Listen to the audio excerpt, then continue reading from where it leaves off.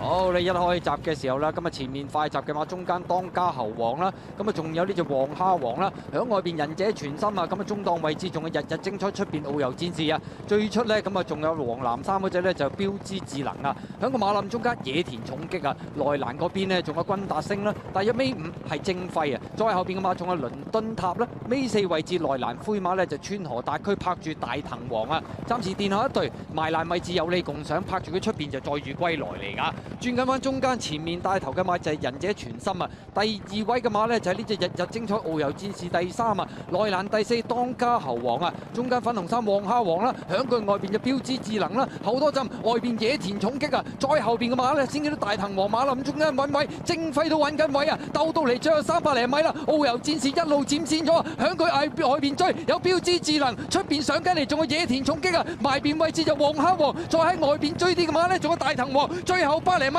野田重擊響外邊咧就已經湧咗上嚟，都好有機會贏出呢場浪琴標香港短途錦標啊！跑第2名嘅馬呢，係咪精輝有機會搶得到啊？定係大藤王啊？出邊呢，仲有隻有利共賞都衝埋上嚟啊！咁啊，結果呢場賽事呢隻野田重擊咁啊莫雅咯，呢隻就日本嘅代表馬嚟㗎，即是話莫雅連埋香港瓶，咁啊計埋呢場。香港短途錦標已經係贏咗2場大賽啦，野田重擊埋到2搭，咁啊已經係透出咗㗎啦。後邊追上嚟，精輝係咪第2呢？定係大藤王呢？定係出邊嗰隻有利共賞啊？要影相啊！